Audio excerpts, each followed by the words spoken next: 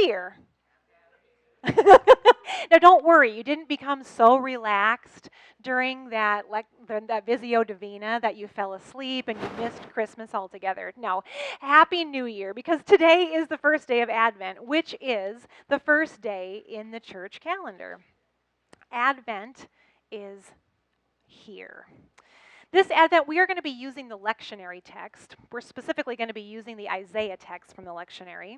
I don't always use the lectionary, but I really appreciate the lectionary, especially during Advent and Lent, because I think that these texts are often they're very carefully chosen to help us do some of the really hard work of this season's. Lest we might be tempted to take the easy way out, the Advent lectionary texts kind of hold our feet to the fire. This is year A, the first in a 3-year cycle of scripture selections that are designed to help churches get through the major themes of the Bible in 3 years. The Old Testament readings are the ones that are read first in the liturgical settings. So the words today from Isaiah have been selected as the very first words to the church. I think that's kind of cool. So could you visualize this text while you were contemplating this morning? If these words have been selected as the first words, what if we imagined them as kind of the first scene in the unfolding drama of the bigger story of the Bible? Paul Simpson Duke imagined just this. So imagine with me. The curtain rises. A prophet walks into the darkened stage in a circle of light. He begins to sing of a mountain and of nations streaming to it, willing to hear holy instruction and be judged by it, willing also to make peace with each other. As the song is ending, another sound rises. The ringing sound of hammers striking metal. It fills the room. That is the first sound of the church's new year. That kind of gives you chills, doesn't it, when you think about it that way? I've heard it said that this, for the world, the sound this time of year is that of jingle bells. But in the biblical story, the sound is that of metal striking metal as swords are beaten into plows and as spears are turned into pruning hooks. This is powerful imagery, and Isaiah is just packed with it.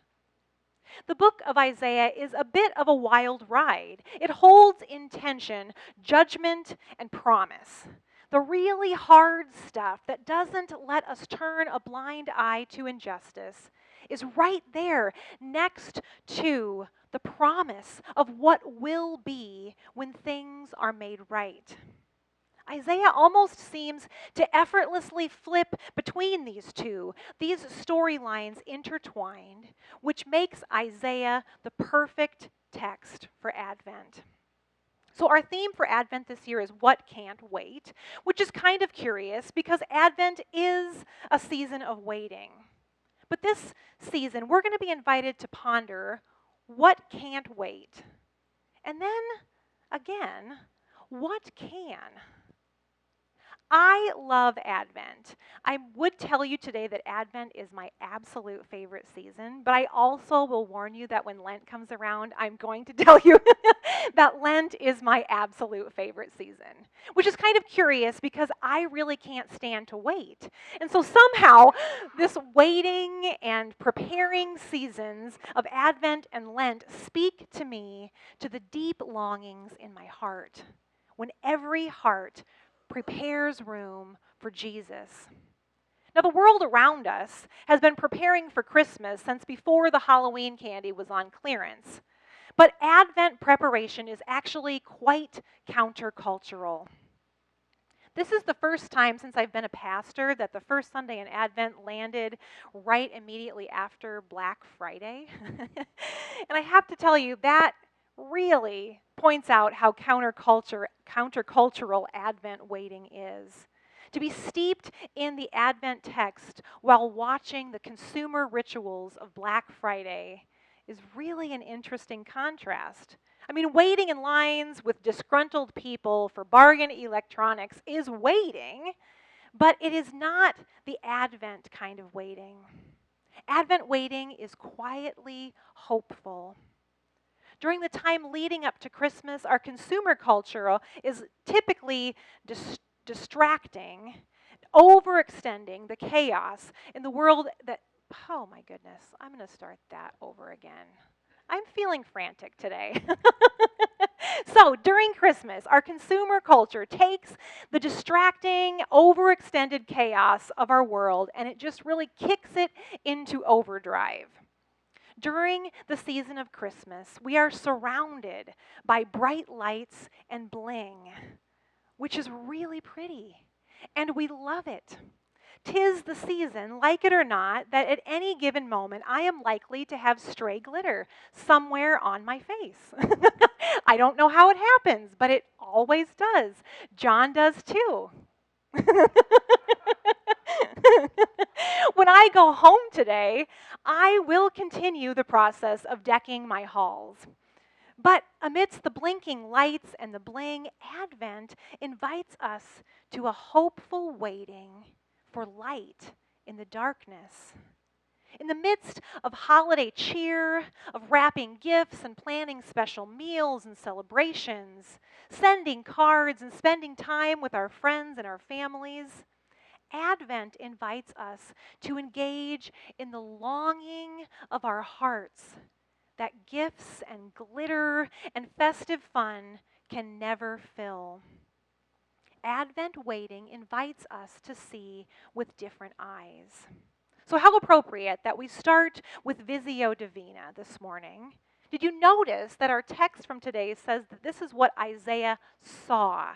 It was not a message that Isaiah heard, but it was a vision that he saw. Walter Brueggemann describes Isaiah's vision as an imagination that looks beyond present dismay through the eyes of God to see what will be that is not yet. That is the function of promise, and therefore of Advent, in the life of faith.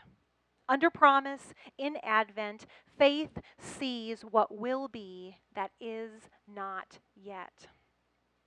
So, in the time leading up to Christmas, we are contemplatively awaiting the birth of Jesus, but we know that that event is an already event. But by placing ourselves in this longing for the coming promise and the peace that it offers, we can contemplate the not yet of our world, where the promises seem almost impossible. After all, our news is filled with stories. Our news is not filled with stories of peace and disarmament. That's not what we see when we read the news. Our news is all too often tells us of violence in our communities, our schools, our places of work, and even our places of worship. 2019 has been a year of grieving mass shootings, seemingly one right after another. So, in light of all of this, can we dare to imagine the kind of peace and unity that Isaiah saw? A dream in which the holiest ground becomes the highest ground. Now, this vision that Isaiah had really isn't a geography lesson because, in the grand scheme of mountains, Zion is rather unimpressive. It is no Mount Everest or Kilimanjaro. Physically, it's a pretty small mountain. But what Isaiah is speaking of is much more than a location.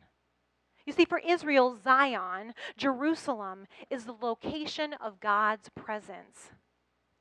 So in this vision, it is as if Isaiah is saying, I spy with my little eye a time in which all people will seek the presence of God. It's not a political claim.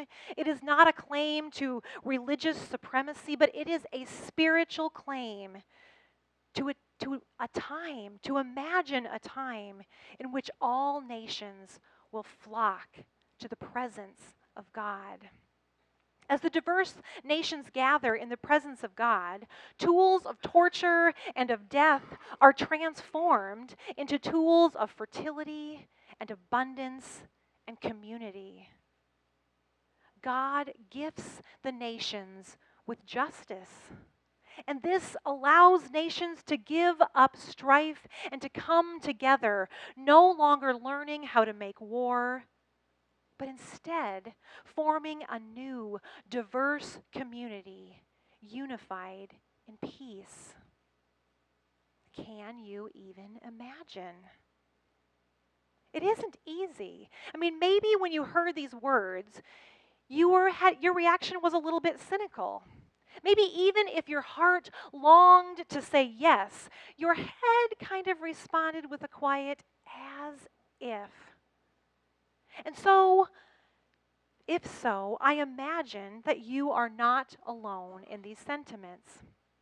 At the time of Isaiah, the situation in the city of Jerusalem was precarious. The success or the suffering of Judah was completely out of their control. They were at the mercy of their very powerful neighbors.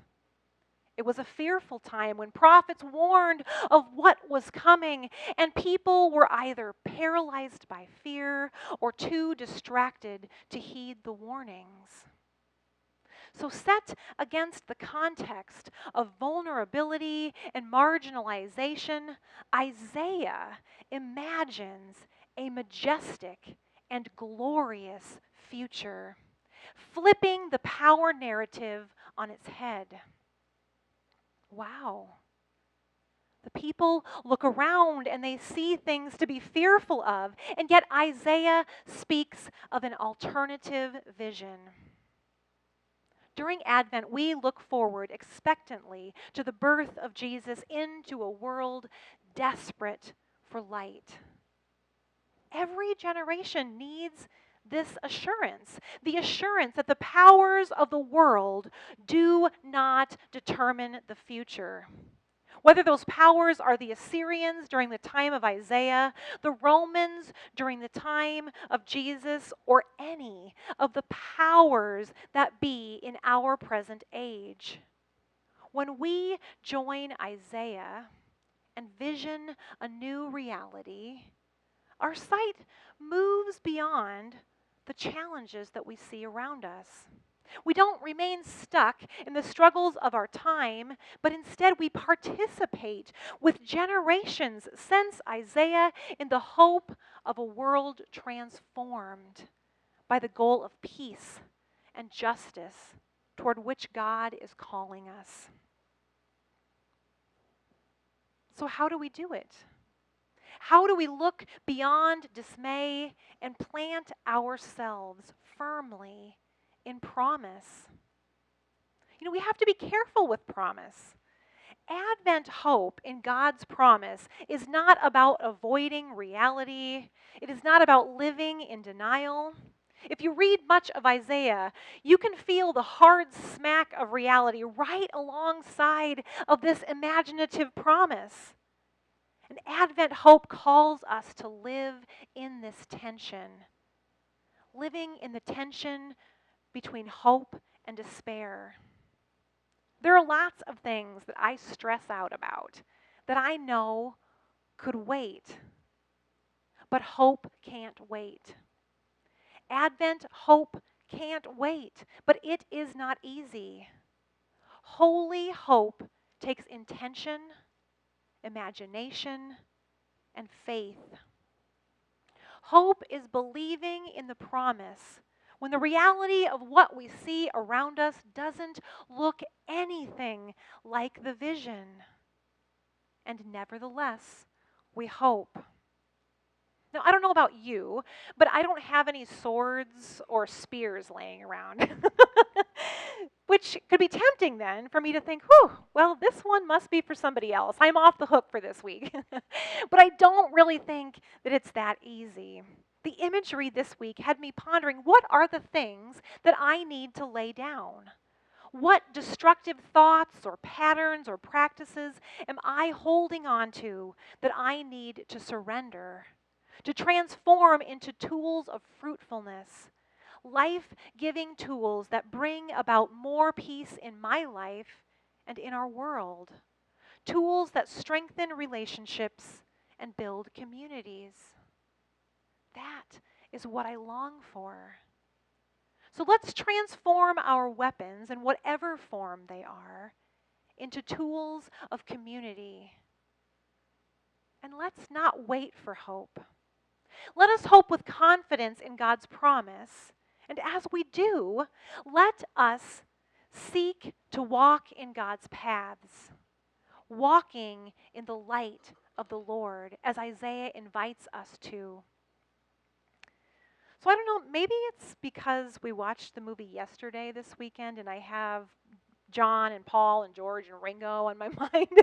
But I've really been struggling and fighting not to break into the song Imagine. Have you been thinking about this? All week I've been just having that going in my head. But I'm going to refrain.